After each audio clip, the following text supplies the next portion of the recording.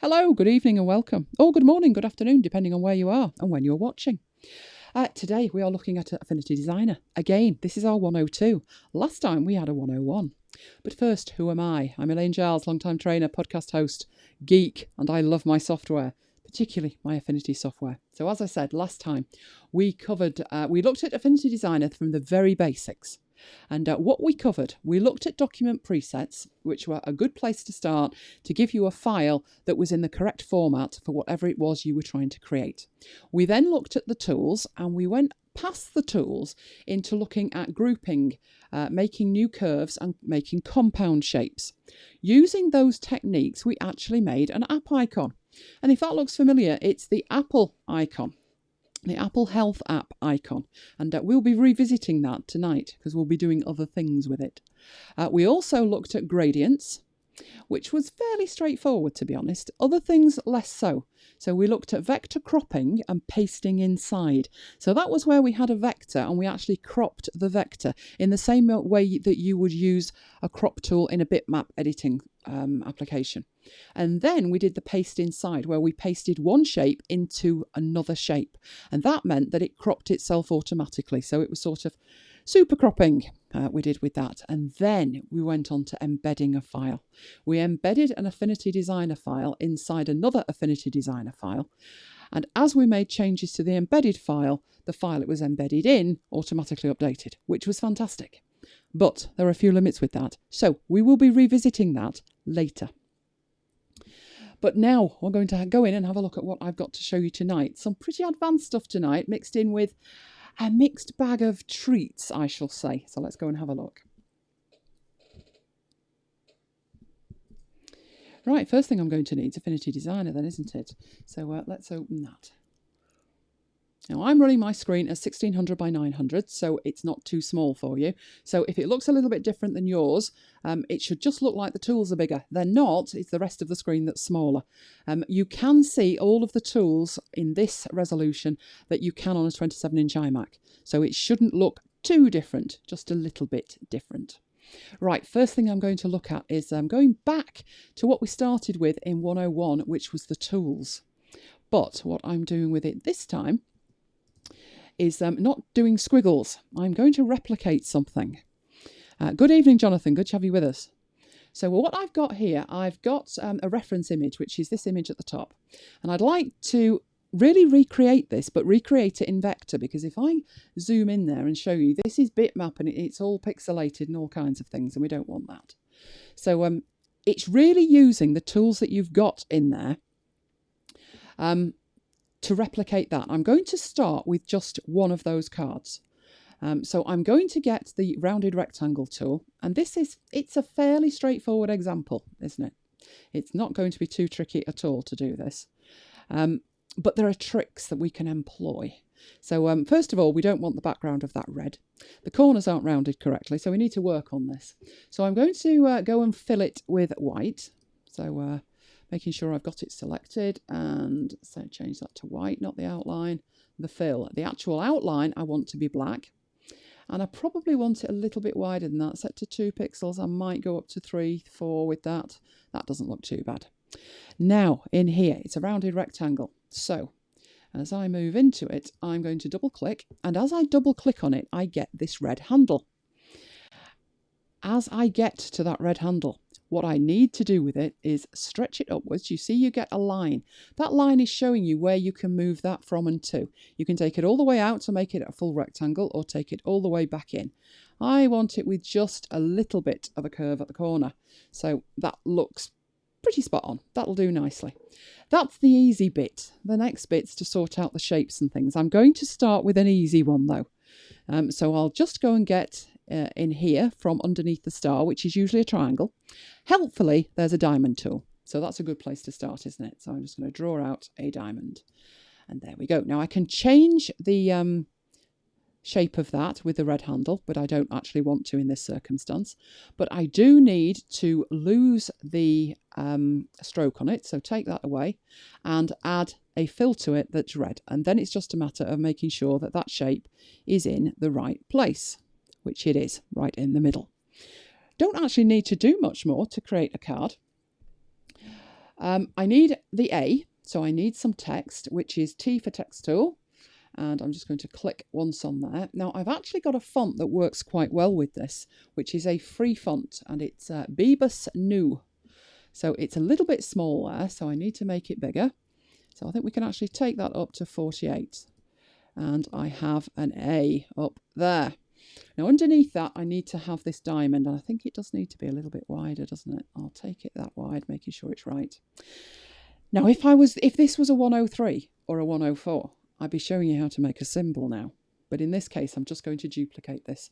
Purely for speed, just show you how to actually go about creating it. Make it a little bit smaller. I am going to hold the shift key down as I do that, though. And as I do that, you should be able to see what's happening there. And I'll zoom in just so you can see it. You're not zooming in. There we go. That's better. Right, so it's the same height as that, but actually it would make more sense if it was the same width. So I'm going to keep on taking it down, and it's 18.5. So let's take that up to there and put it in the right place. That's about right, isn't it? I've got a question. Do I have a tutorial on how to make an object look like glass? Ooh, that's an interesting one. No, I don't actually have one of those, but I can certainly have a look. Yeah, I quite like the idea of doing that. Right, so I've got these two shapes. Now, I actually need, if we think about this, so zoom in so I can just see the card. I actually need exactly that in the other corner. So I will just hold my Option key down and drag it. Should I group it first though? That's probably a good idea. So I've grouped it and I'm holding that Option key down and dragging it down to there. If we just go up and have a look at this, it does need to be upside down though. So it won't make a difference with the diamond, but seeing as though the whole thing is grouped anyway, I'm just going to drag that round. I'm holding my shift key down, and that's what's making it snap. So very, very simple example to get us started. We now have a card.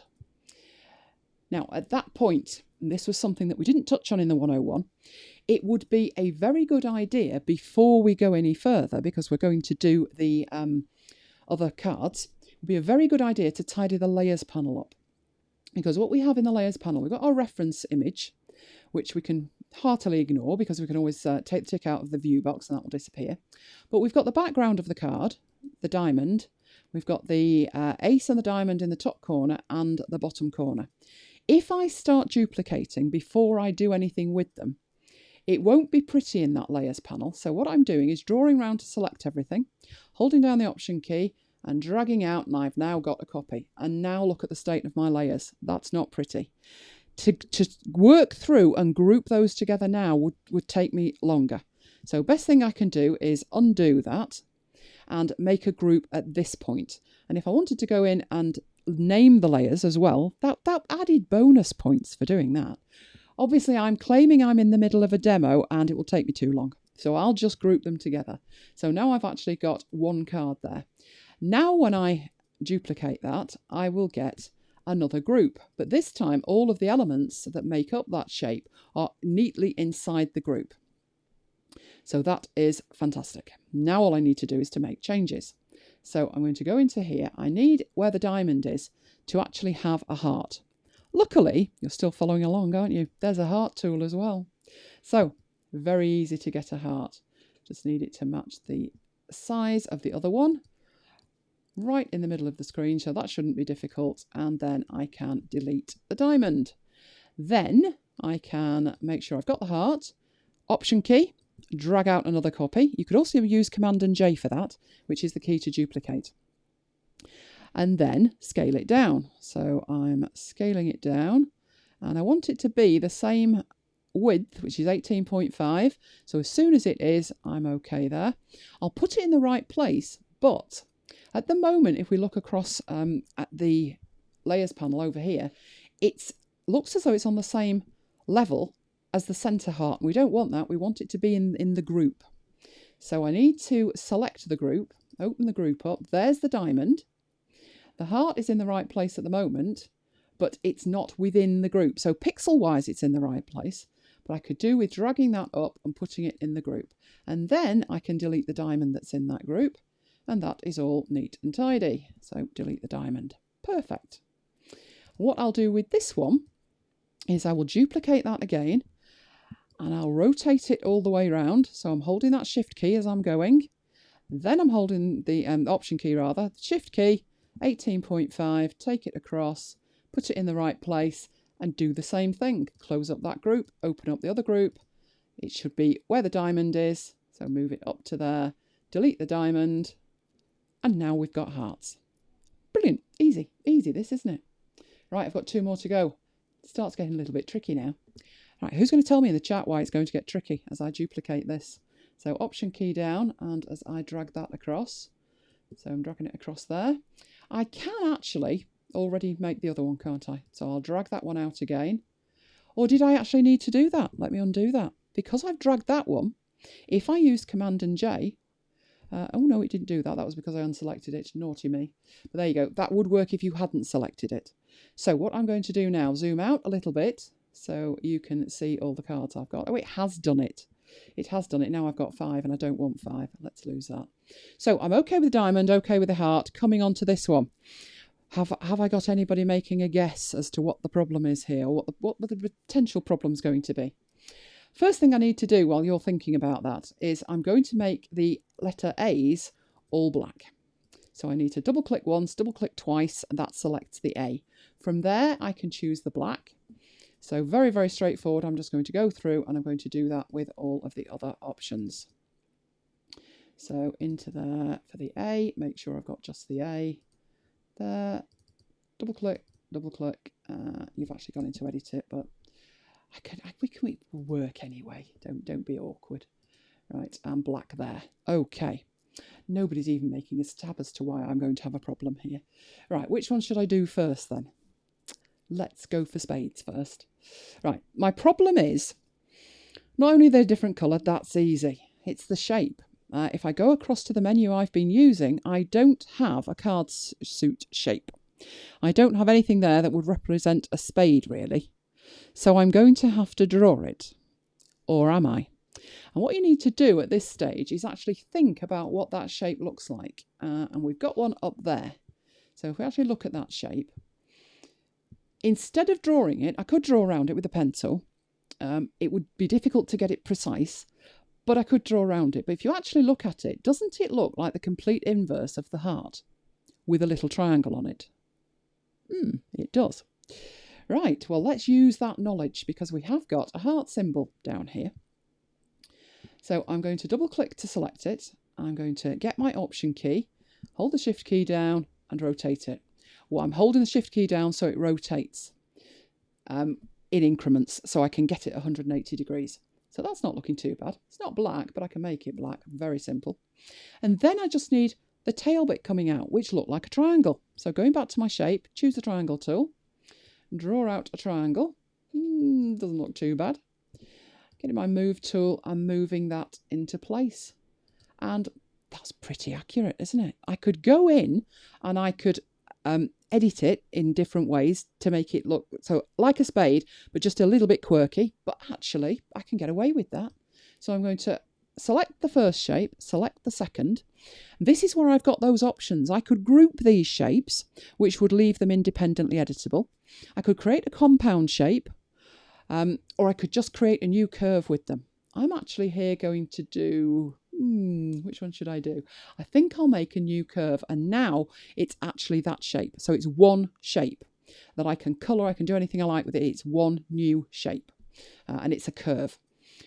If you remember from 101, curves means you can actually edit it. So if I went in there and did want to change the shape of it, I could do that because this is actually curves. So I could do that if I wanted to. I actually preferred it the way it was, so I'll undo it. But you could do that because it's a new curve. So just be aware of that.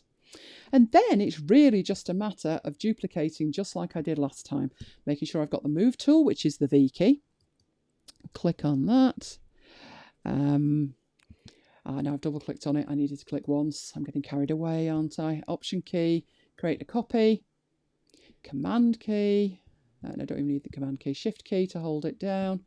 And then scale it. And if you remember, I needed that to be 18.5, which is just right. I'm putting it there. It's actually put it behind the heart, but that's not a problem. I can put that above the heart and I can delete the heart from the layers. And now I've got it upside down, haven't I? What am I doing? I put it in the wrong place. I will go in there and I will move that. I will put it where it should be, which is down there, which is going to necessitate it coming out of here. So let's get it out of there and find the right place to put it, which is in that one. So I will put it in there and delete the heart from there. That's better. Now I'll go back and I'll get that shape, duplicate it, put it up there and rotate it back again. Right, so you know where I'm going with the next one then, don't you? We've already had guesstimates as to what I will do with this. All right, for the clover, will you use 3 circles and the tail from the spade? Excellent, excellent. That was what I did first. You're quite right. It would work reasonably well. Let me just show you that. I can hold down the shift key, so I've got a perfect circle. I can make sure, put it behind here, haven't you? Bring it back up to the top. Come on. Bring it back where I can actually see it. What are you doing? Let me get the move tool. There it is. So there's one. So I could duplicate that. And yes, you're right. I could put one across the bottom. So like that. One there. And I could then get... So let me just select these. Oh, what are you doing with them? Come on, select them. And that's not bad. If I put a tail on that, that would work reasonably well, wouldn't it? So draw that out for a tail. You're quite right, though. If I wanted that to match, I could use the one that I used on the spade symbol. Let's just make that bigger. That's not bad. We happy with that? That'd be all right? But you know what? There's a better way. Ah, that got you. Right, you could do it that way, but why make your life difficult? Why not do it easier? Right, I'm going to go and get a shape. Now, let's have a quick look at those shapes. I tried the square star tool first. I know it's square, but I tried it anyway. Then there was the cloud tool, and there was the star tool. So I had a play with all of them. So there's the cloud tool. I'll hold that down. That's got possibilities, hasn't it? It's got a red handle on it, so I could do all kinds of things there. And I've also got up here a bubbles option. So what if I took the bubbles right down? What if, oh dear, the bubbles would only go down to 4? Oh no. So close, no t-shirt. I could take that in and it started to look a bit better, but I've still got 4 and I can't have less than 4 bubbles. So I was very disappointed. So let's lose that. Undeterred, I went back and I tried the star tool. And I know what you're thinking. A star? Woman, are you crazy? That looks nothing like it, does it? But when I went up and I had a look at the points that I could have 3. So I was in the ballpark. Right, so what I'm going to do with that is I've got down here, let's have a look what we've actually got on here. When you look at this shape, you've got 2 different, you actually got 3 handles. And you can pull them in and push them out. Well, that didn't do much good, did it? But there's one up here as well. And because I'm zoomed in so much, you should be able to see a very ghost-like circle. A ghost-like circle. And as I pull down all the way, and then zoom out so you can see it, just look at that. How amazing is that? That was from the star tool. If it's a little bit, if you want it a little bit chunkier, you can pull these out, but that's pretty perfect for what I want. And now it's all one shape, so I don't have to fiddle either. So I've got just the shape I need. All that I need is a triangle for the tail bit. So I'm going to put my triangle in there, draw that out. Hopefully that'll be about right. In the right place. It needs to be high enough up to cover that and for it to look reasonable. And I think that does. Okay, got those 2 shapes now. Now I can make a compound shape with them. And I've got my symbol. I'm getting a message. Mind blown. It's amazing, isn't it, what it can do? But you've got to think it through. It's okay knowing the actual, if I press this button, that will happen. But how will that interact? I might be showing off, but it took me a while to work it out. And I wanted to use the cloud tool. I was determined that my cloud tool would work, and then it let me down. It let me down greatly. Okay, so I'm going to lose my heart there in the middle, and I'm going to put that in the middle.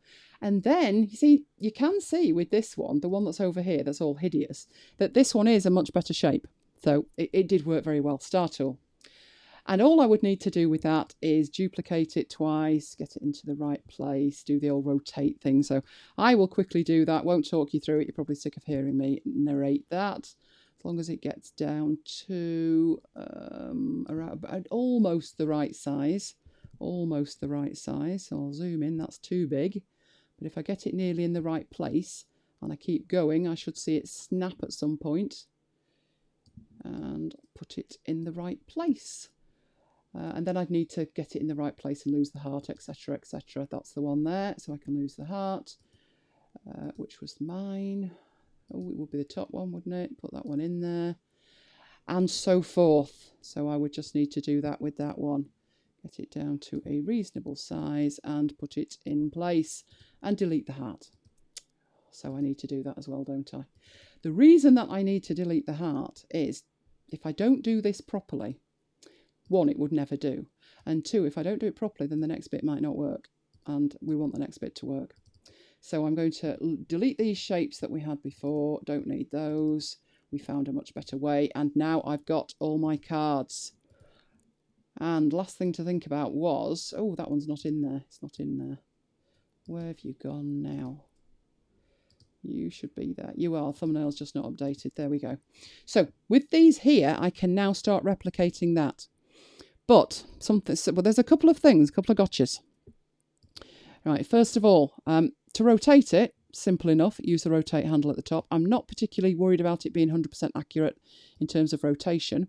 But if I put this one here and then that one next to it, that's going to be not in the right place. But because it's all grouped neatly over here, I can use my shortcut keys, which is I need to bring that one up.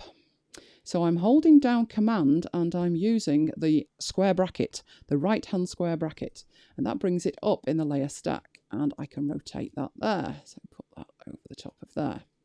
And my last one, which is already at the top, which is excellent. So I can do the same with that one.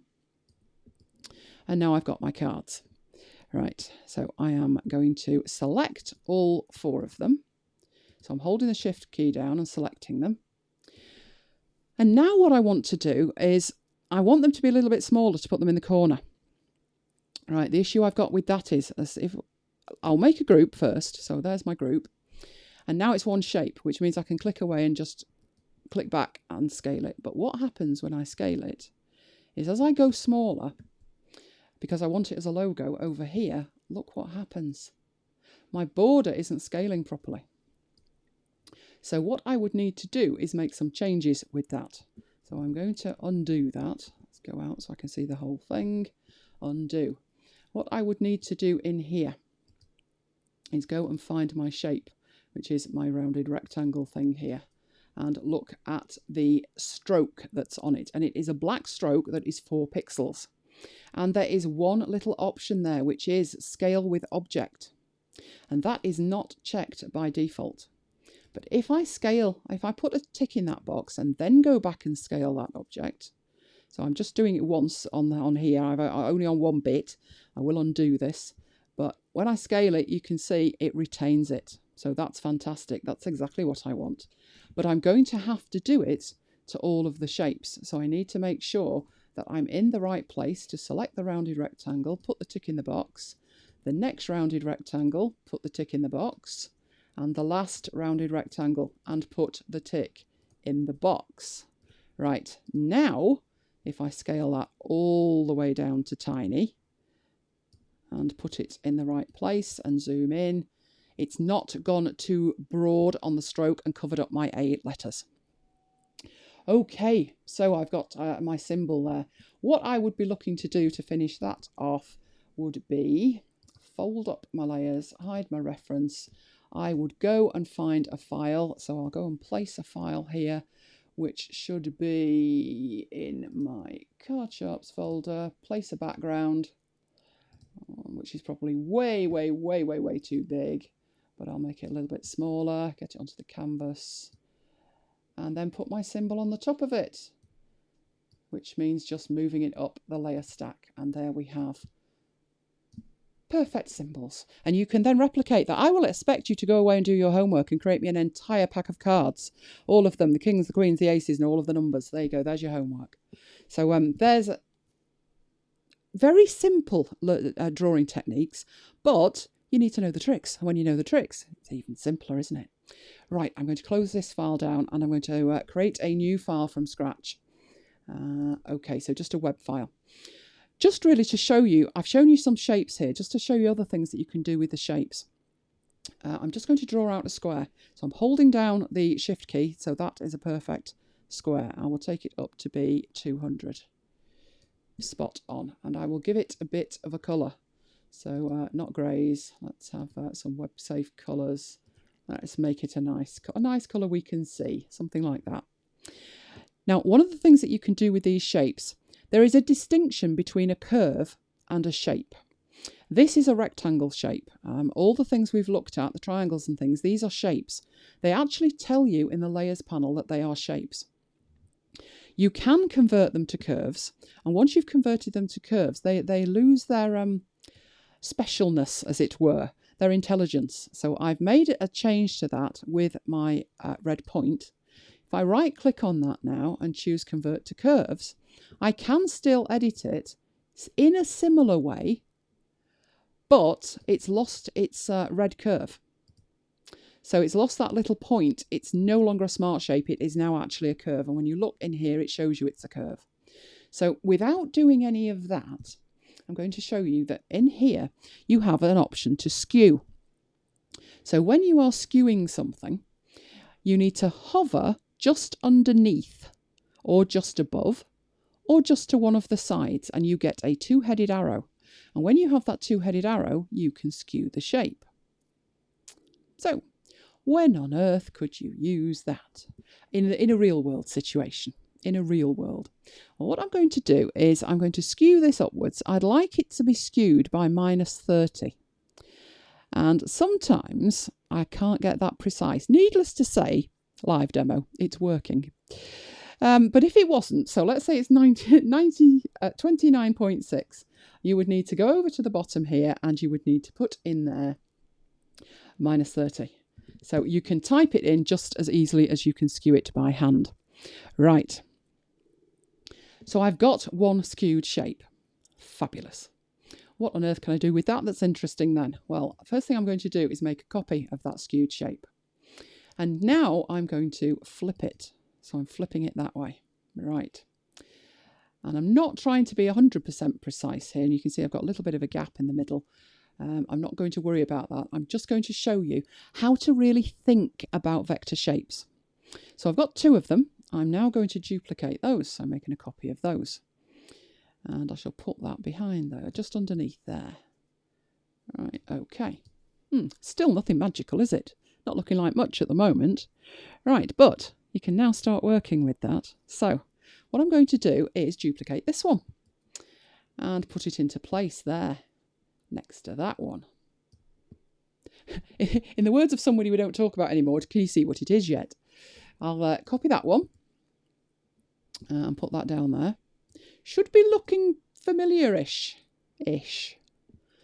Right, what I am going to do now is duplicate that one yet again. Put that in place there. And you should be seeing it's looking like a curve, a cube. Looking like a cube. What I'm going to do with this one, though, is I'm not going to scale it that way. I'm going to... No, I won't even do that. No, I know what I'll do. I will push that down a bit. That's what I will do. And I will get that one and I will push that over there. And I'll push that down a bit as well. And it's starting to look like a box. It's starting to look like a box. What I'll do is pull that down and I can actually then rotate that up a bit, etc. So there's lots of things that I can do with this. Now, that's not bad as far as it goes, but because of the colours, it's difficult to see everything. So I'm just going to change some of these colours a bit so you can see it. That one's not the right way round, but we know we can flip it with that one. And once we start doing that, we can do all sorts of things with it. So I'm putting it in place there. I think I've got two there, haven't I? That's what's wrong with it. So there we go. So using this knowledge, we can actually start to work here and make shapes. In fact, I've deleted the wrong one, haven't I? Oh, just a minute, you were at the background. I've rotated the wrong one, I think. I had one at the front and one at the back. You need to be at the back, don't you? I can't sit. Because of the same colour, I'm having trouble now seeing which is which. Ooh, which one's the back one? I think you need to be red and you need to be the back one, don't you? Which is not that one. You need to be right at the back there. So you're out of sight of all these shapes here. So easiest way would have been for me to colour these so you can get an idea what's going on. But what you should be thinking about is that I've virtually got half a logo there. I have got half a logo. What I'm going to do is open up a file which has got all the other shapes in it that I did. Anybody know what that logo's looking like yet? I'll open up this file, and this was what I did the first time. All right, here, and I put a border on it. That's what I did to make it easier. I put a border on it. So I did exactly the same. I started with that shape, duplicated it and mirrored it for that shape. Then I tilted these backwards so I can bring them in, I can take them out, and I managed to replicate that. And you can see that the snapping's turned on. I have snapping turned on. And because I've got the snapping turned on, as I make changes to these, I can actually use the skew here to open up the box. So I'm opening the box or closing the box. So changing the lid. And because I've got the snapping turned on, when it matches the opposite one, so it looks correct, it actually snaps into place. So I can skew these upwards, outwards, and I actually need that overhanging a little bit there. This shape that we've got over here started life as a duplicate of all of this lot. It was really straightforward. So it's all individual pieces. It is a copy of the Dropbox logo, if you're wondering. What I will do, show you how I did that, is I'm going to group that together and I'm going to hide it. And I'm going to show you how I actually managed to do that. So I duplicated all of this, which is just the shapes that you saw me actually draw out. They're just formatted a little bit better. But I had a problem when I came to work on it, that these shapes at the bottom weren't really long enough, because these shapes are covering up the entire box. I would need to shorten the sides there like that. So that's one way to do it, shorten the sides so I can see the little box bits underneath. And the only bit that was tricky, was that it had, if I turn this on, I'll group these together. Let me draw around it, be faster. So I'll group these together so I can toggle that on and off. And put this one back. The only bit that was tricky was it had a white edge on it around here. That was the only bit. And it's not as simple as putting a border on it to make it do that. You can do, but then you lose the connection over at the connection points here. So that was the only bit that was tricky. I thought of a couple of ways around it. I think from memory, I did literally just put a border on it to fix it. That was it. So very straightforward to do that. Let's take the, let's go back to my box here and turn this on. So all I had to do with this was make sure I'd got all of the pieces selected. So these are the pieces in the layers. And I changed the colour. So I went to a blue fill. So blue for the fill. I didn't put a border on it, apart from that shape and that shape. And that one, I did put a white border on it. And then I made that white stroke bigger. So I stretched it out. Now, you can see at that point, there is a problem, which is they've got rounded corners. That's not helping anybody. But you can change your entire join, the alignment and the cap of any strokes that you have on it. So with this one, I wanted to align it to the inside. I am going to lose a little bit at the corner, but I'm not worried, it's a demo. But that's how I managed to put the extra little white bits on the edge of that. So there was my box logo. And all of that was done just by skewing the shapes. So I then got ambitious, you know, as you do. So let me close that one down and let me get another new file. And this time I wanted something that was more accurate, and I wanted an easier way to do it. That was a very good guess, the office logo. That would have been far simpler. It's 4 squares. Right, I wanted something to make it easier and more precise. So I went to the View menu and I went down to the Grid and Axes Manager. And you can put a grid on here. So if I show the grid, there is a very basic grid. If you can't see that too well, I will zoom in and it zooms in with you. So that was my grid. This meant I could actually use the pen tool and just create my first square. Now, there's actually no difference between doing that. There's no benefit to doing it that way. Apart from, I didn't want it square, because the square I had, the rectangle, I had to skew. So in my grids, my grid and snapping axes, you'll see there's a basic mode and an advanced mode. And these are both not active. They are inactive until you take a tick out of use automatic grid. So I took the tick out of there and I have a basic grid. And I'm going back to it. I'm going to advanced now. And in advanced, you can change absolutely everything about this grid. But still, it's a fairly plain, straightforward grid. But if you use the drop down and you go in, you can get isometric grids, or 2-to-1 isometric grids, or even triangular grids, and all kinds of other grids, which are the kind of things you turn on, look at and think, nope, can't think of a use, and turn it off again. But if we use that isometric grid and we think about the shape that we had, what I could do here is get the pen tool and draw out the base of the box, which would be like a diamond. Only because I've used that grid, right? Absolutely perfect. I don't have to know what the skew was or anything else. I've just actually drawn it out.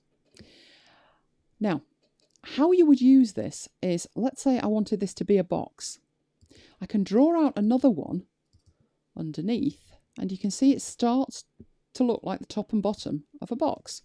And I can actually move that up and down if I want that box to be bigger. So at that point, I could do that. And how I would add the sides to that box is clicking on the points there. This would be the left-hand side of that box. There we go. And going across here, this would be the right-hand side of that box. Now, it doesn't look much at the moment because it's got no fill on it. So what I'll do is I'll go to the fill and I will give that a fill. So that side there's pink. Let's go and get the other side. Put a greenish colour in there. And you can also do the top and the bottom if you want. So let's go for a purplish one up there. So these are 3 individual pieces. You can kind of blow that like that. And we have the base down the bottom there. So let's give that a bit of a colour as well. And you can use this grid to align them absolutely perfectly and make a great shape. Now, I actually found, as I was working through this, that if I went and used the triangular, I thought that was even better because it broke up the squares even closer and allowed me to do more with it. Now, what I would want to do in here now is, it's 3 squares at the top. If we have a look at that, so I've got 1, 2, 3 by 1, 2, 3. Down the side, I've got 4. So I went a little bit wrong there. I drew it too tall. But what I can do is make a selection and double click. Click on a point to select it. It gets the blue fill. Hold the shift key down, click on the second one and drag that up and it will snap to 3 points. Do the same on the side. Select them both, drag them up. Perfect. And now I can get the shape at the bottom and I can drag that up as well. So I've got a perfect cube there. I then got really, really ambitious, which is I zoomed right in and right in so I can see just one of these squares. But I can't even see that much, can I? There we go. And get the pen tool. And I went from point to point, drawing out another square, not a skew, but a square nevertheless. Finish that one.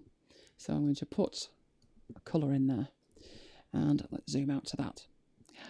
I'm sure you know where this is going to go, but I'm going to duplicate that and duplicate it again. I'm not, because purely for time, going to be overly concerned about it snapping perfectly, but I will try and make sure that it does. And now I'm going to hold the shift key, select the 3, create a group and duplicate the group. So I did Command and J there, which means I've got another set of these. So I can push that up to there. And now I'll do another Command and J and that will put it at the top. I think I'll lose this dialogue as well. It's spoiling my fun, this. Right, so I've got the side of that there in 3 groups. I will select all 3 of those rows and create another group. And now I've got the whole side panel. What I'll do now is copy and paste, or I could have duplicated, I could have dragged, and I've got that side there.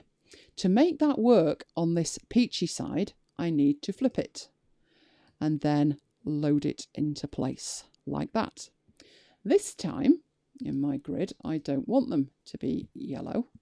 I want that side to be red. I'm sure now you can see where this is going. Right, I want to move into here to the top bit.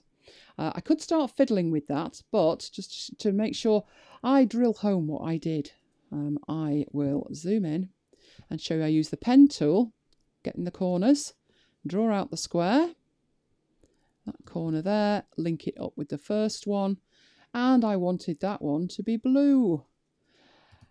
Now I'm duplicating that, so I am holding down that option key, not worrying too much about where I'm dropping it, and then going to try and place it perfectly. Because I've got my snapping turned on, you can see all kinds of grids and guidelines lighting up like Christmas.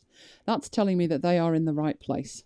So group, Command and J, and drag it into the right place. So that got me a duplicate, that's in the right place. Command and J again, and I have my cube, my little cube. Now I'm going to go back into that view grid and axes and turn off the show the grid, because I don't want to see the grid, I want to see my cube now. So I did that. So very, very simple to do with just the pen tool because of the grids and guides that you have. There is a grid and snapping axes manager which will enable you to go in there and do what I just did really, really easily. So have a look at that. It works really well for turning flat floor plans into sort of 3D models as well. But I've just decided to do a Rubik's Cube with it. Okay, let's have a look what questions we've got. Oh, somebody's missed a bit. You'll just have to watch the replay, won't you?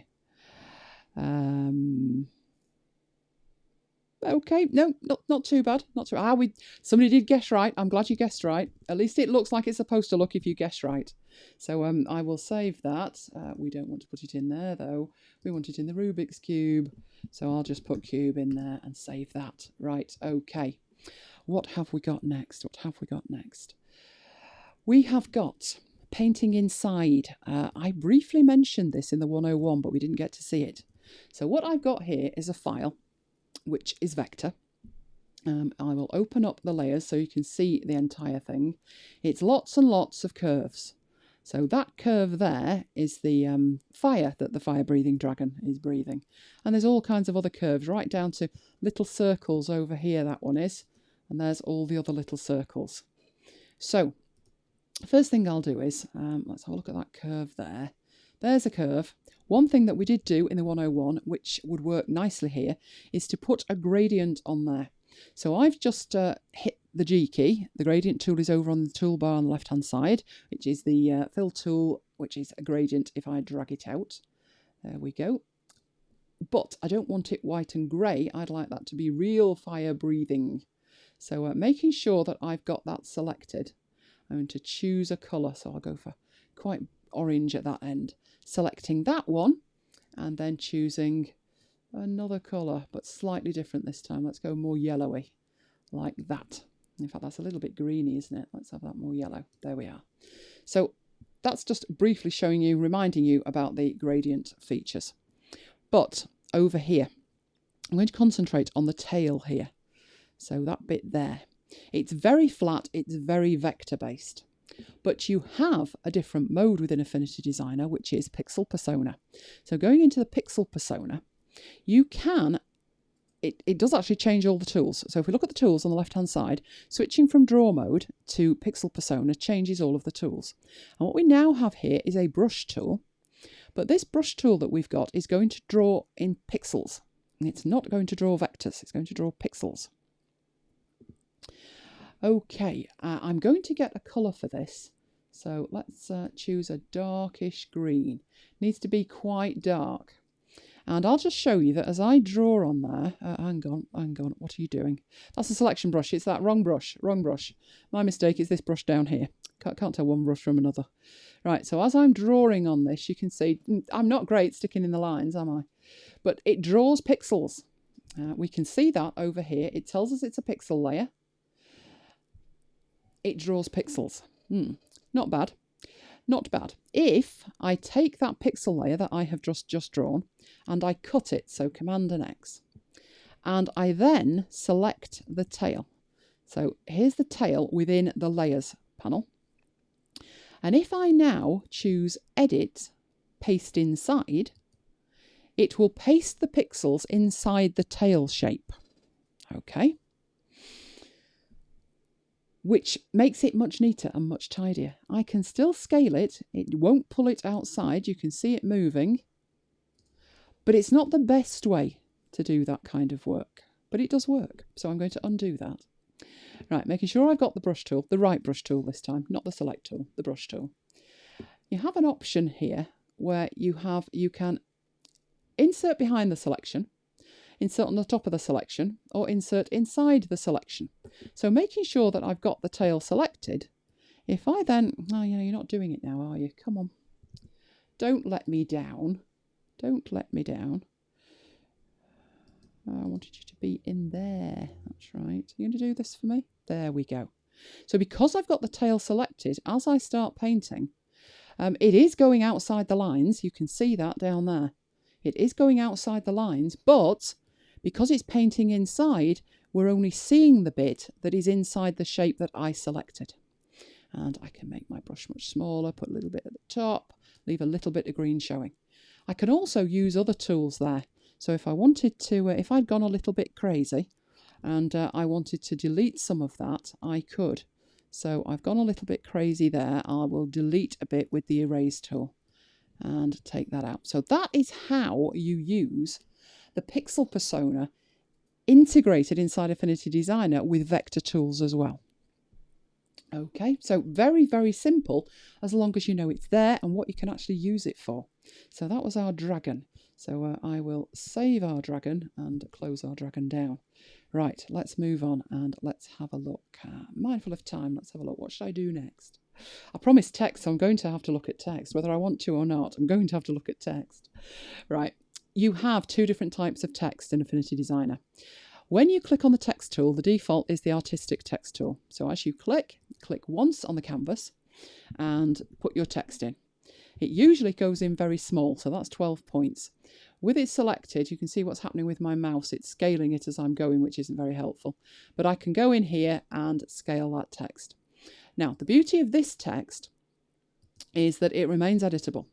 So I can actually go in there and I can change things. If I want to change the text, though, if I want to maybe change, I mean, I can. There are things I can change. I can change colours, so I could have odd characters being in a different colour. That's not a problem at all. But if I wanted to change the shape of an O or something like that, then I would need to turn that into curves, and you can actually do that. Pro tip: if you are doing that, make a copy of it first. Turn off the other copy and keep it there as a reference so you can go back and edit it and then redo this. Because what will happen when I right click and say convert to curves is that it will actually do exactly that. It doesn't look like it's changed anything, but if you look over on the right hand side, now you have a curve for each letter that you've got. The good part about that is that should you double click on that, you get these handles. These are your curve handles, which means you can change them. So if I select those two, in fact, let's select all 6 on the top there and then drag up. You can do that. The downside of doing this is that it is no longer editable as text. So if I wanted to change the world, I wanted to say goodbye world, not hello world. It's a bit depressing, isn't it? But if I did, for whatever reason, then I can't actually edit these curves very easily. If you are ambitious, you could do that in curves. But really, the better way to do it is, like I said, which is to keep this reference that you had here, and you can then actually go into that and make the changes there. Obviously, I would want the rest of that black, so I go in and sort that out. There's black. And then if you needed to, you could re-rasterize that. So duplicate it again, etc. So you could do that. Now, that's the artistic text. But sometimes you'll be working with more text, much more text than that. And for that, you will need the frame text tool. The difference between the two is, as I draw out the frame text, I can actually start typing in there. So let's do the quick brown fox. And yes, he does jump over the lazy dog. Poor dog being called lazy, right? And it's treating it as text. It's not scaling it as I scale the box. It's now treating it more as a word processing type thing. So as I paste that in, it's pasting it into that. Let me do it the quick way and put that in. Don't actually need that many. There we go.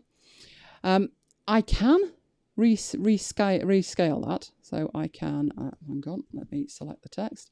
I can rescale it and use a different font. That's not a problem. I'll leave that set to 12 though, and just show you that you can then stretch the box. So this would depend on what kind of work you were doing. We will get, because I'll make sure we do, to a file later where I've got some text that this would work on. It's a brochure file that I've done. So in that brochure file, I've got some text that isn't actually in a text frame, only because of where it's come, but it should be. So I will make sure later on that it is in a text frame. But I will show you that a text frame would be perfect for this type of work that I'm working on. Okay, so that is the two types of text you've got, but it doesn't end there. I'm going to go and get a shape. Let's get something ambitious. I'm determined to use that cloud tool. So I'm going to go and get my cloud tool. There we are. I will take it down from 12 bubbles though. Let's go down to something a little bit more manageable. 7 looks better. So I've got this shape here. All right, one other thing that you can do. So I'm going back in, I'm getting the artistic text tool. And I'm going to move over that curve. And as I move over the shape, you'll see the cursor change from a plus and an A to a T and a wavy line. And as I click there, when I have that cursor, the wavy line, it puts the text on a path. So this time, let's do the hello world bit. It's actually writing it around it. It doesn't look great because it's far, far, far too big. It's 144 points. But if that text was much smaller, you can actually see it spreading out. It doesn't work well on that shape, to be honest. Let me make the shape a bit bigger. That should work well. As I make that bigger and stretch it, you can see the text going around it. So let me put some more text in. I will duplicate that, put a space in, and it goes around it. And it comes back the other way. And as I keep going, it goes inside as well. So obviously this needs work. This needs a lot of work. It's a rather odd shape, but just to show you that you can put the text on a path. So I'm doing that so we can actually see this. And I'm going to take this shape inwards. Let's give it a bit of a better shape. And just show you what options you've got here. The text starts out at the top and it's on top of the line. And as it goes round, you can see it starts duplicating itself and it goes the other way up. You have a lot of control here.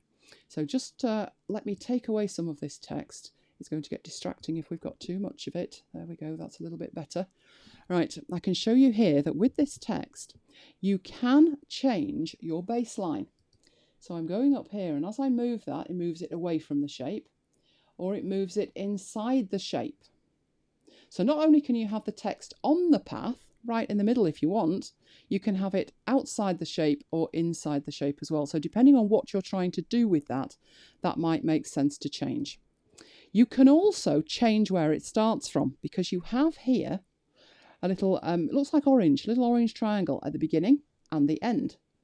And if I grab that beginning bit and pull, it will take that text backwards. So if I want that text to start down there, I can do. So you can move the starting point with that as well. You'll notice that the colour fill that the shape had has disappeared, because now it's acting as a path just for the text. If you wanted that to have a colour fill, then you can put a shape behind it and do it that way. But it's useful actually that it disappears, because it means it looks like when you click away that text is just in midair. And to do that would have been quite difficult without wrapping it around the shape first. So you can put text on a shape as well. So text on a path was that option. Right. One of the demos that I've had the most questions about that we did last time was placing files, embedding files. It seems to be something you are all very, very interested in. So I'm going to open up the file that I had last time and just show you where we were at with it. And then I'll show you some more of that, but we'll get more advanced with it. What I did last time was I had an iMac. That is my iMac. But the image on my iMac came from an embedded file. There is my embedded file. You can see it's embedded because it says embedded document. And although it says Yosemite UI kit, we updated it last time and we changed it to High Sierra. So if I double click on that, it opens it up and we can see this. So just to remind you, I went into separated mode and I did that so we could see the iMac. Where's my iMac gone? Don't want you. You're not. You're the iMac. Where's my other file? Let's go in and edit it. You're editing it in there, are you? Okay, fair enough. We'll edit it in there. I'll go back into, let's come out of separated mode. That didn't end well, did it? Right, let's go in there. Okay, so when we edited this file, it automatically updated. Now, we need to take that a step further. So I will show you with another document. Let me do the old editing document. There's my editing of the document. That's better, isn't it? Let me close these files. Don't save that, don't save that, and that way we can see the file. So Windows, separated mode, iMac at the back, embedded file at the front. I'm going to scale that down a little bit. And what we did was we went into Yosemite. No, we didn't. We had High Sierra showing.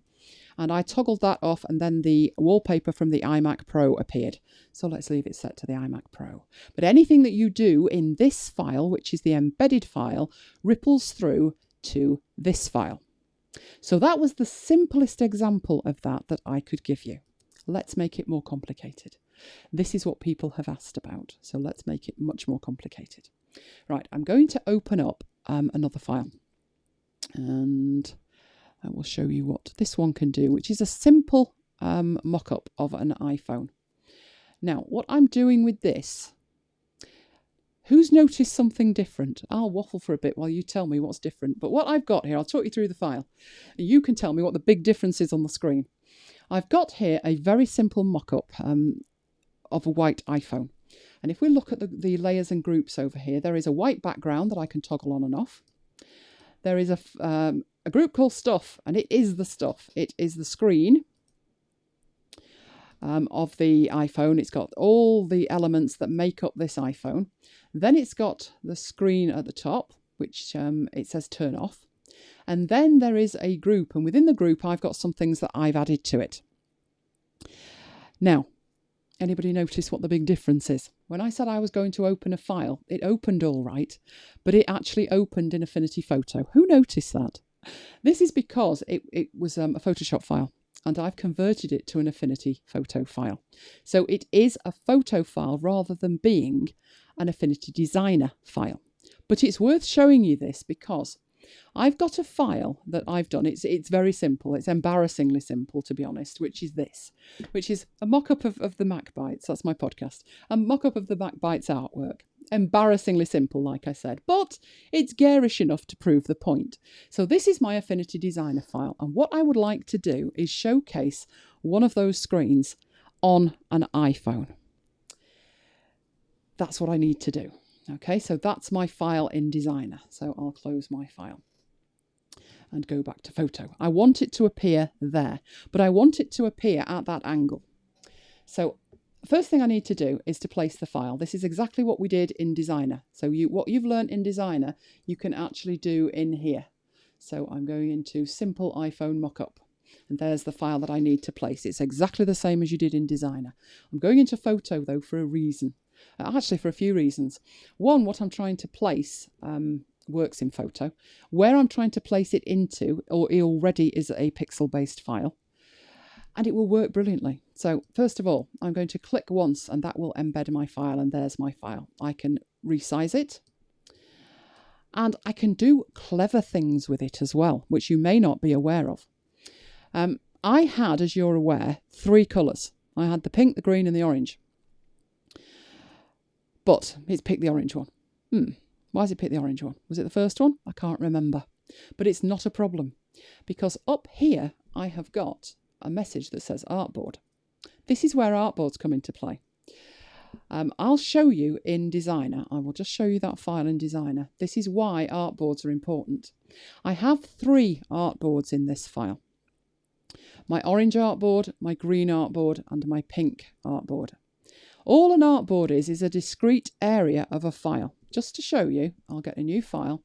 This is the canvas. This isn't an artboard, it's a canvas. You can tell the difference because the background is very, very dark. But if I wanted to split this into 3 with artboards, I could use my artboard tool. And I could start drawing around that and making a third of it. So I could do that if I wanted to. And then I could replicate it so I've got 3 more artboards. Now my background is very pale grey. So it's no longer black, it's pale grey. Let me undo that, show you that again. This time I'll do it differently. I won't draw the artboard. This is the area of my diagram, my drawing, my document. I'll just make sure I've got the artboard tool, make sure the size is set to document and click Insert Artboard. And now I have an artboard that is the full size of my original file. Now, why do I need to bother with artboards? Well, it keeps one part of your work completely separate from another part of your work. You can in here, I'll just zoom out so you can see it appear, also add multiple artboards. And as I keep adding artboards, it keeps adding them to the right hand side. So I could do a mock-up of my website on this one, the home page, and then the contact page, and then 2 other pages. And all of the work is completely self-contained. That's the principle of an artboard. This file has 3 artboards because these are 3 alternatives. I haven't decided which one to go with. They're all garish, to be honest. But I've got 3 of them because I want to make a choice. I'd like to see all 3 of these on that iPhone and have a look at them. So that's one reason why to use artboards. So I will close that and go back into here. So here is my artwork. It picked orange because it was the first artboard. But because it's an artboard, very cleverly, inside photo, it will let me choose the green one or the pink one. It will even show me all 3 if I want. That is fantastic. So I'm going to stick with the orange one and I'm going to try and get it on there. That's what I really need to do. There are 2 ways to do this. There's the right way and the wrong way. Let's do the wrong way first. Now, if I go into filters, I have a filter here somewhere, which is, come on, where we go?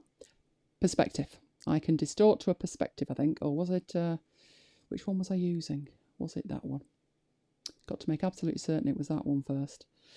It was, yep, perspective. It was perspective that I needed. So I don't need blur. I need distort perspective.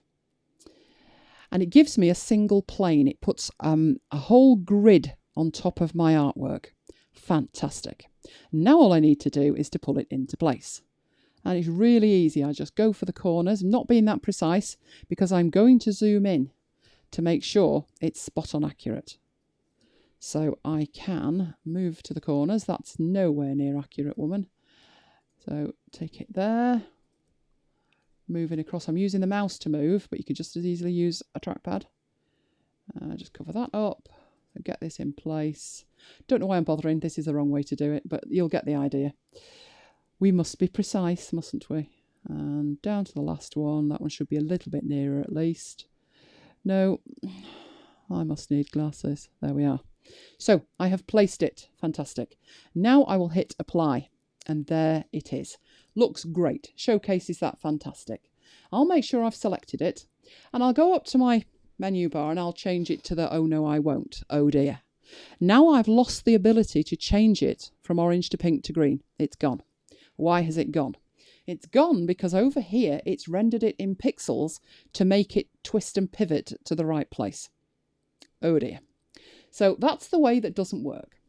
It does if that's all you want. That's absolutely fine. If that's what you want, that's great. But if you want to keep it live and editable, That's not the way. And live and editable is what we're after. Live and editable is as near to a smart object as you will get. So let's see that.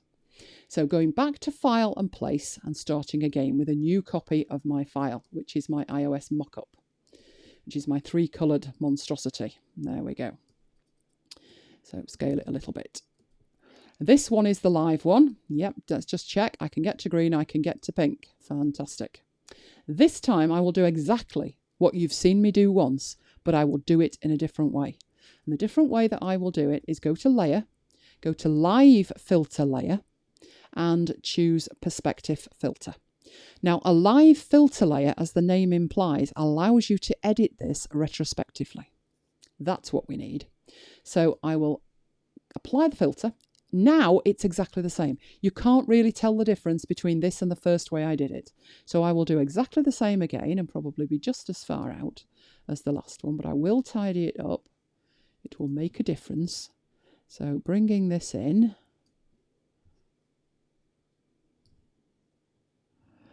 And taking that down. Now I'm going to go in and tidy up the edges. That really is shocking, isn't it? We have a saying in Britain, should have gone to Specsavers. I'm sure you know what that means. I'll probably get done now by YouTube for product placement. No, I didn't say that, never mind. Okay, let's take that out. And last 2 corners. Let's get these done. Oh, that one wasn't far off. Not as bad as the others, that's for sure. And across to the last one there. And now it's as good as the first one we had. And I'm going to hit merge. And let's OK that. Right. So it looks exactly the same. But this time when I select it, the blue selection handles appear and you think that's not right. But it is, because it's a live filter. So where those blue selection handles are is where the file was before I applied the perspective to it. And with it selected, if we now look at the toolbar, context sensitive toolbar, we have all the same things that we had before, including the artboard option, which means I can change it to the green one and I can change it to the pink one, and it works brilliantly. Fantastic. You can even do the whole thing. So now you can lay things across a phone and have 2 alternatives, one on either side. Now, the reason that I had to show you that in Affinity Photo is because it's not in Affinity Designer. But if you think about how you actually use mockups, so I'll just save that file and come out of it. I will explain all of that while I attempt to juggle while I'm at it and do a different, where are we? Do a different mockup, which is more photorealistic, hence it being an Affinity Photo. This one's got 2. It's not set up, it is set up with Photoshop Smart Objects, but it's not set up with anything in Affinity Photo, and to do it all by hand. And all I'm going to do is exactly the same again. In fact, I'll do the MacBook Pro first while I explain it. But keeping it in Affinity Photo means you can use it with the photos. So I'm going to go and choose to place, I'll place that one first, which is our little one that we're putting on the phone, but I will also go and place a larger image that hopefully is in the right place. Yes, there it is, my website. So open that up and just place that there. And that one I'm going to be placing on there. And it does need a little bit of a crop, but I will worry about that later. What I need to do is exactly the same thing as you've seen me do. This way, I am virtually creating a smart object on here. So it's layer, live filter layer. It is perspective filter. It will then apply that. I will zoom in and I will move to make sure that the corners of that browser are in the corners of my mockup. I'm not being very precise. You've seen this once. It's a variation on a theme, but I will endeavour to get it almost right there, or it will look shocking. And really, I think this is why it's in Affinity Photo, because it's when you're doing a mock-up like this and you're showing it off a product, it does tend to be on a photograph. So I would love for it to be in Designer, but this way it actually retains its editability. You can carry on working in these files. So this MacBytes one here, this is a PNG, but this is an Affinity Designer file. So you can carry on working with this because you can edit the document. So I will do the same again, just to be... Last time I'm going to say this, new live filter layer down to perspective filter, and do exactly the same again. This one is tilting it far further backwards than the white one was though. So let's take that across to there and into that corner and finally into that corner there and merge that in there. So let's zoom out and deselect it, and there we go. This one, that one, you can replace the image, that's for sure. So in that case, it is as near a smart object as you will get. But this one down here, with it being a designer file, you can carry on and make changes to that at will, and you can even edit the document or replace the document. So I love that feature. I'm seeing a comment here, think I need to buy Affinity Photo. I think you do. I think you do. It's definitely worth it. It really is. I had Affinity Designer first. I did jump on Affinity Photo the second it came out because I'm loving it instead of Photoshop. I do have a Creative Cloud subscription at the moment. Can't say that's going to last forever though, because I'm actually spending more time, much more time in Affinity Photo. But smart objects were one of the features that kept me there. And this I actually find is better than a smart object because I can edit it. It's so integrated with Affinity Designer, and I can do live edits by just making sure that all of my content is on a different artboard and then pull that artboard through. So I absolutely love this feature, even though it involves Affinity Photo. Wonder how many noticed that it wasn't Affinity Designer when we started. Right, quickly. I have got, I'm showing you exporting. That's what I'm doing. I'm showing you exporting. Now, I had half a dozen things to show you with exporting. Shall I show you an easy export, or shall I show you a complicated export? I'm going to let the live viewers decide. Do you want a really, really simple one, which I'll open up and show you? Or do you want something more complicated? That's the really simple one. Can't get really much more simple than exporting that as an icon. Or I have something more complicated. Nobody's saying anything yet. So come on, easy or complicated, easy or complicated. Shall I show you the complicated one? You can choose. I will do that. I will show you a genuine file that I work with. I've got one vote for easy. Oh, dear me. And now I've got a one vote for complicated. Go on. I think we need Graham, one of our regular attendees, to cast the deciding vote here. I'll show you the complicated file. That's the complicated file. So, oh, we've now got two for complicated. Right, let's go back and have a look at that really, really simple one. Where's my really simple one gone? There it is. Right, it couldn't really be easier to export that, could it? Oh, I've got one here requesting print ready, high res for printers. My word, you do want complicated. You want ultra complicated. Right. For the ones who want easy, it doesn't get much more easy than this. I have a reference image at the back, but it's turned off. So this is a rounded rectangle, and that is the heart shape. So there's only two things on the canvas. Pretty much I could just literally go and export that. And as long as I did it with transparency, I could export that 1024, which is pixel size. That's me good to go. It's as simple as that to export it. I could make it more complicated though. I could. At the moment, there's no artboard, but I could add an artboard. And if I add an artboard to it like that, I can start giving it a name. So health icon. And once I've got an artboard, I can go into my export persona and I can determine what file formats I would like that exported as. Okay. So that's as good as it. I'm going to go as far as I'm going to go with this really, really basic one. Okay, because I've just said you could just do an export on that and it would work. So let's leave that alone and let's get to the complicated one. Here's a complicated one. Right, what we're looking at. It is 9 images that I create when I create a live session. Need teeth as well.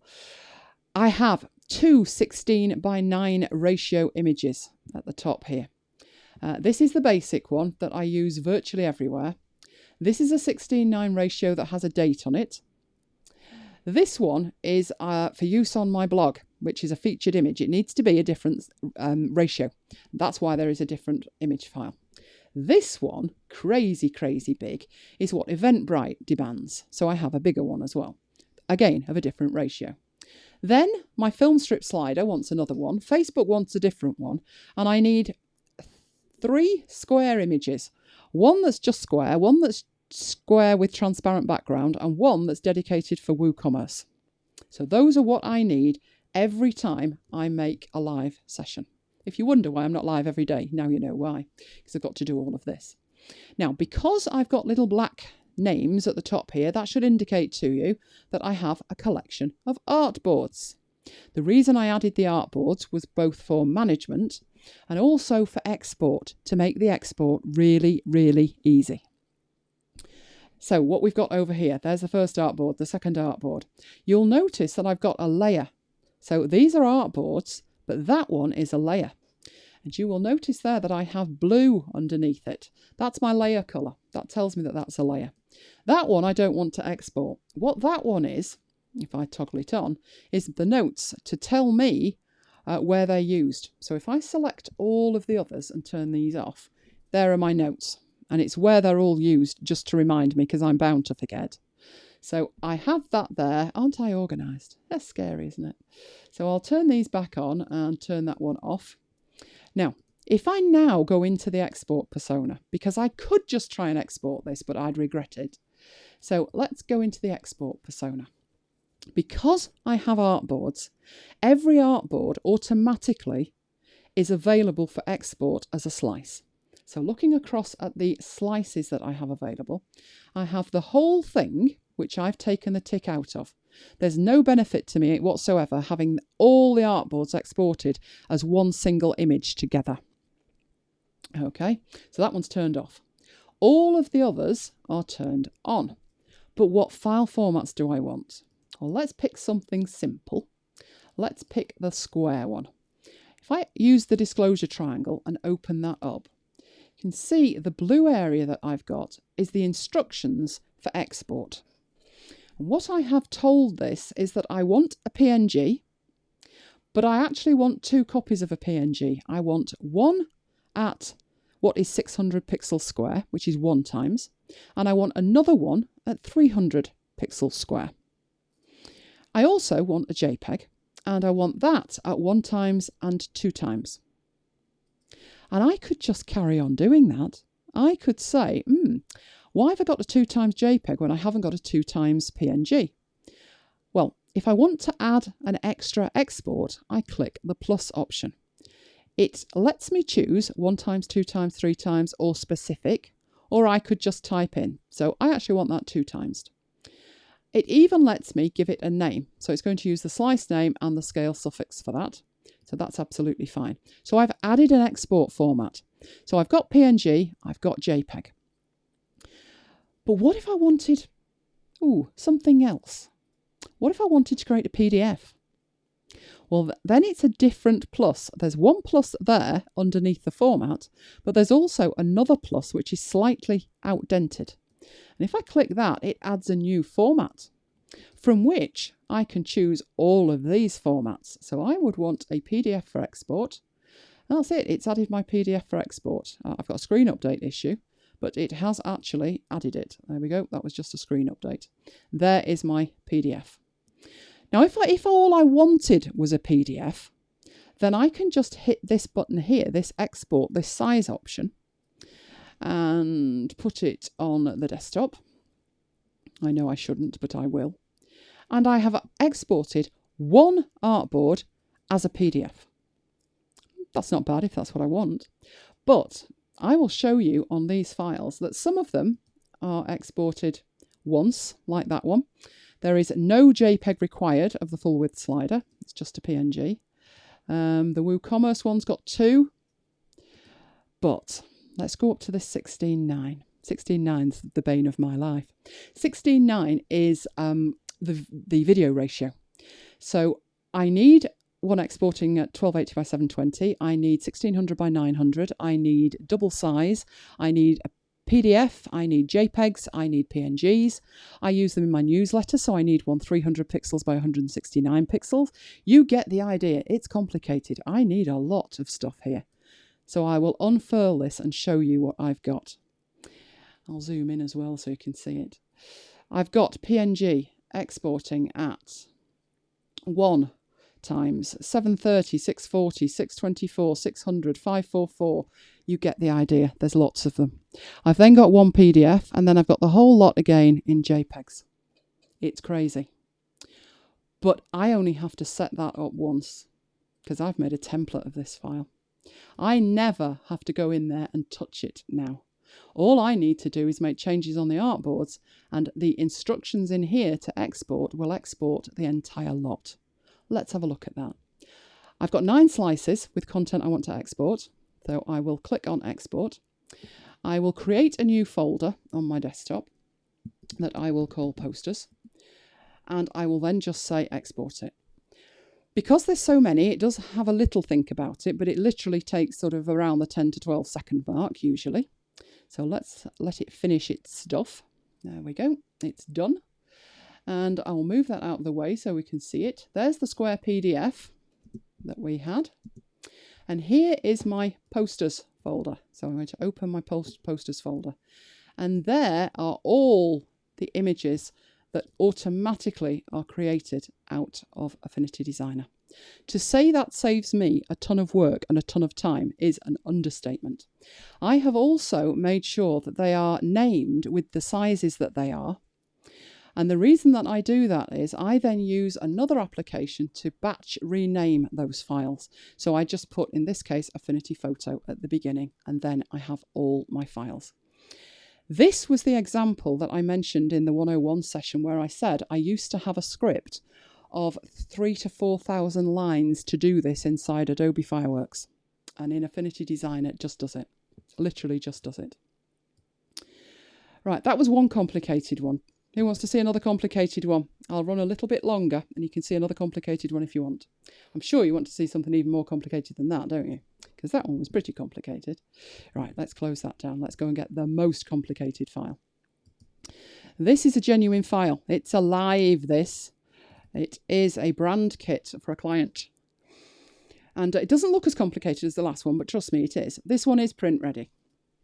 This one is 2 letterheads, 2 continuation pages with complement slip and a trifold brochure. So let's have a look what we've got with it. It is an A4 sized letterhead in red, and that is the business colour, or the brand colour. It's not really a business. It's laid out on an A4 sheet of paper. This one is an exact copy in black, and these 2 are the continuation sheets. So they just have a stripe down the side. So they are the continuation sheets. That is the with complement slip. And over here we have the brochure. Now the brochure's the really complicated bit. And I actually, with this file, have deleted some stuff. So I can show you how it works, which is why we're running long. But hey, we love Affinity Designer. You can always pause me and take a break if you like. Right, what we've got here. There are 3 artboards that make up one side of an A4 sheet. And then there are another 3 that make up the other side of the sheet. This is what I was talking about when I said this would be perfect, this text, for frame text, because it's proper text, it's paragraphs of text. It's not headings and things alone, it is full text. The reason that these are on separate artboards is, if we take, for example, the content of that artboard, I want it centered, which is easy if that middle bit is its own artboard. Absolute doddle. So I've done it that way, that they are separate artboards. Obviously, that's going to cause problems when it comes to an export, unless we do something clever with it, which we will. We will do something clever with it. But all of these are separate artboards. All 4 of those on the with complement slip, and we've got extra artboards there. So let's have a look what that looks like in Export Persona. In fact, before we do that, because I might want these as PDFs, I could just print them. But that doesn't look great, does it? Right, what you need to do in here is show the details. And you then need to turn the A4 paper round. And you can actually choose your artboards. So I could see the with complement slip, I could see the black continuation, I could see the red continuation, or the red header. If you're wondering why that's not red, that's a black and white printer. If I change it to a colour printer, it will show in that colour. So I could print out the artboards. The print capabilities are pretty amazing. But the export persona is even more amazing. So we've got exactly what we expect in here. We have artboards, and thus we have slices that can be exported. Each one of these is exported as a PDF, as another PDF, as another PDF. They are print ready PDFs, all ready to go. and they are A4 size. They are the size of the content. But I need to do two things before I finally print this or export this, all right? One is these things are going to export as individual chunks. We don't want them as individual chunks. That's no good. We actually have a look at what we've got here. It will just export that on its own. Let's have a look what it is as well. It's PNG. That won't help matters either. So all of those, not great on their own. But what you can do in here, I'm going to zoom into that, is you can add your own slice. And a slice could live across all three of those artboards. So now I have an extra slice. My slice is at the top. I'm going to call that outside, because that is the outside of my brochure. And I can go into it. I don't want it to be a PNG. I want it to be for print PDF of the outside of my brochure. Perfect. Then I need to do exactly the same down here for this one. This is the inside of my brochure. So I'm creating a slice for that. And that comes at the top there. I shall put inside in there. And again, I'm going to need to change that to be PDF for print. There we go to that. That's the inside and the outside done. These I don't want at all. These are all 6 chunks that are making that up. They're 6 individual artboards that are pieces of my brochure. And I don't need those exported at all. Certainly don't need that. Normally, I'd be able to leave it there, but the client didn't just want a PDF that they can send to their printer and get some headed paper sent back. They wanted it to work on a computer so they could print their own. That's okay. You can print a PDF. But you can't really put a PDF inside Word and type on top of it. And that was what they needed. So, needed to do an extra little thing. An extra little thing, which is that bit there, which is the red background. I could do with that having a slice of its own. And there is an easier way to do that, which is to go back over here and select it.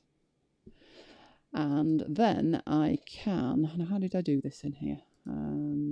Oh, did I do it in the other way? Did I go into here and do it? No, I don't think I did. Let's go back into there and select it. And right click on it. Oh, how did I get my slice in on there? I'm beginning to wonder. It said add slice. Wherever it was, it said add slice. Let's try and find it. It wasn't in there, was it? Oh, where have you gone? I did. Have I already done it? Is that what the problem is? Tell you what, I will show you exporting this. We'll worry about that bit later. Okay, so I've got all of this here. My individual stuff here. Did I? Let me select that. That's what I did. That's what I did. What I've done is I've changed the tool, gone to the select tool. I've right-clicked on the element and said create slice. That gives me a slice there. I'm going to put BC for black continuation. I'm going to choose that little element over there. I'm going to do exactly the same, which is right-click and create slice. I am going to call that RC for red continuation. I'm then going to get that bit there. Again, same principle, right click, create slice. That will be, I'm going to call it sidebar. Sidebar red, that'll be easier, won't it? Sidebar red and sidebar black. Just select that for me, create slice, sidebar black. Right, now it's proper. Now everything's working. Right, it helps if you've got the right tool selected, doesn't it? Okay, so I've got all my elements. But I need to make sure these are going to export correctly. So my sidebar red, coming out as a PNG, perfect.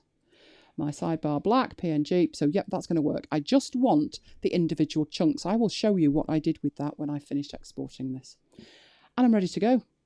I have got all the slices have come through from my original drawing persona. I've created the extra slices that I need for the brochure, and I've created the extra slices that I need for the individual pieces of the letterhead, and I'm good to go. I'm going to hit export slices. I don't want them in my posters folder. I'll create another one for brand kit and export the whole lot there. This one will take a little bit longer. These are bigger files. In fact, it didn't, did it? Oh, make a liar of me, why don't you? Okay, let's lose that and let's have a look at what we've got in the brand kit. And there they are. So I will show you. We have the inside of the brochure. We've got all 3 bits. We've got the letterhead continuation, the black letterhead, the red continuation, the red letterhead. There's the outside of the brochure. There's the continuation bit. There's the address, the red address, the with compliments slip. And what else did we have? Oh, I left the background in. If you leave the background in, you get an image, a PNG of the whole lot. Now, last thing to show you. What did I do with that letterhead?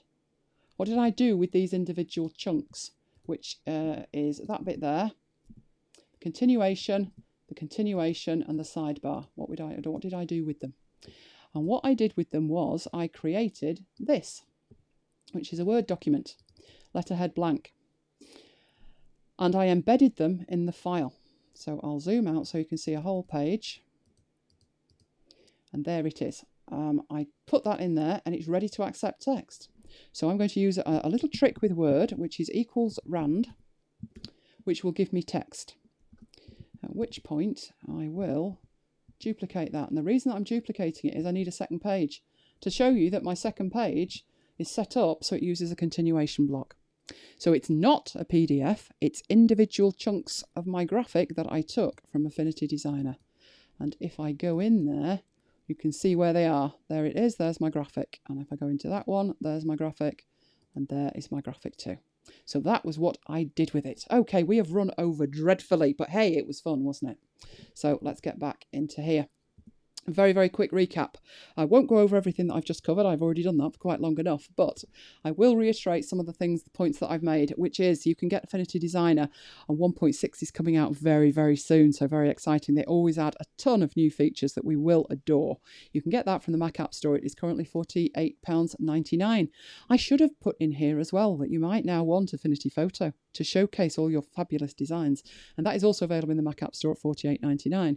You can get a trial version, full 10-day trial from Serif at affinity.serif.com. And if that was all a little bit hazy and you'd like to go back to the very beginning, there is a session that you can find on Affinity Designer 101 where we did the absolute basics, whereas tonight you requested the really advanced stuff. So that was what we did tonight, but that's the basics if you want to go and check that out. You will find all my Affinity Designer stuff at elainegiles.co.uk/affinity-designer. You can also find far more tutorials about Affinity Designer and Affinity Photo on Vimeo. And those videos are from Serif themselves. So there is currently almost 400 videos up there. There's also a fantastic workbook available, which is direct from Serif as well. That is a great, great book. I've got an image there of what you can expect on the inside of it. It explains everything you could possibly want. Beautiful hardback book. So definitely worth having a look at that. Also on my site at Affinity Designer, so /Affinity Designer. I'm just wondering if that said the right thing on that last slide, but never mind. If you go there, you will find links to the shortcut keys that you will need. I've been using all of those tonight. We will also be having lots more live sessions. What I'll probably do is take requests for things that you would like to do. So let me know, and I can do them as little projects. We can actually go through it and do them as little projects. So thank you for staying with me, if you've managed to stay with me for the entire, it's saying an hour and 32. Good grief, I can talk, can't I? Well, thank you very much anyway. I hope you found it useful. You may well be going back and watching it for a second time, who knows? And hopefully you will be able to play along with me again at one of our future sessions. I'm going to head out and take some questions and hopefully provide some answers from people. If you've got questions after the event, please put them in the comments underneath, or you can contact me using any one of those methods. I would love to hear from you. But for now, I will say goodbye, and I will see you next time.